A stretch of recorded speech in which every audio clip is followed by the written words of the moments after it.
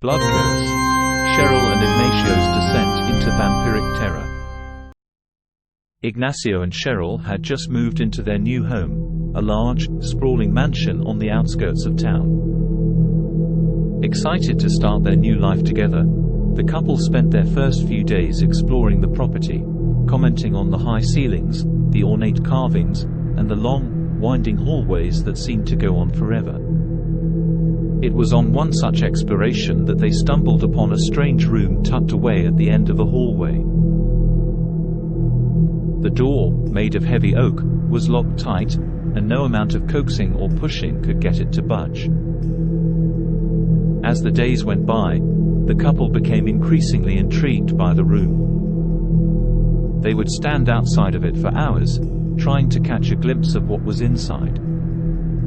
They could hear faint footsteps from within, and the occasional whisper or cough, but never saw a soul. Late one night, as they lay in bed, they heard a knock at their bedroom door. Ignacio groggily got up to answer it, only to find no one there. Cheryl chided him, saying it was likely just their imagination, but Ignacio knew better. The next day, they made the decision to try the key again, and to their surprise, it worked. The door creaked open to reveal a long, narrow room, illuminated only by a few flickering candles. In the center of the room stood a tall, thin man, his eyes as black as night. "Who are you?" Cheryl called out. The figure stepped forward, his head held high. "I am Count Varson. And you are trespassing." Before Cheryl could scream, the Count was upon them, his teeth bared and his eyes glowing with an unnatural light. Cheryl fell to the floor, her blood draining away as the Count drank from her neck. Ignacio tried to run, but was quickly caught and bitten as well. As they lay on the ground, paralyzed with fear and pain, they watched as the Count transformed before their eyes. His skin grew paler, his fangs sharp and pronounced, and his eyes blazing with a newfound power.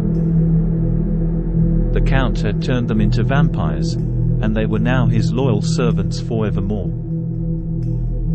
For years, they lived in the mansion, serving their master and feeding on the innocent townspeople who unwittingly stumbled upon their lair. Ignacio and Cheryl grew more powerful with each passing day, their senses heightened and their thirst for blood insatiable. But as time wore on, they began to grow restless. They longed for something more than just endless nights of feeding and subservience to their master. One day, as the Count slept in his coffin, they made their move. They crept silently through the mansion, avoiding the Count's guards and his deadly traps, until they reached his chamber. With a fierce determination, they opened the lid to his coffin, and staked the Count through the heart.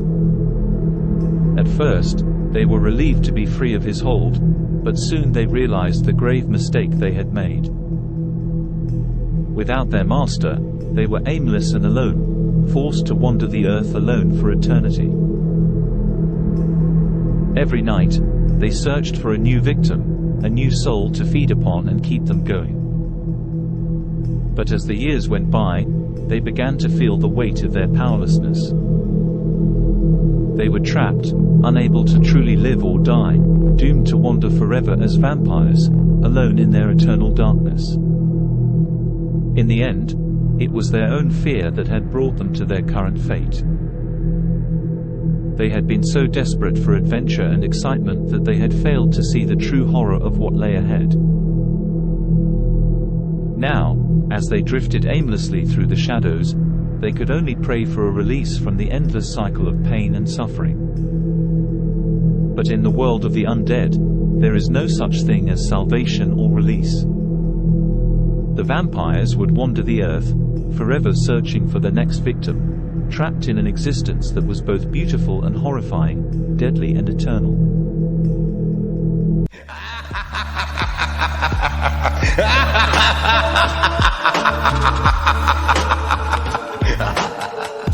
Thanks for watching. If you enjoyed the video, leave a like and tell us what you think in the comments. And of course, don't forget to subscribe.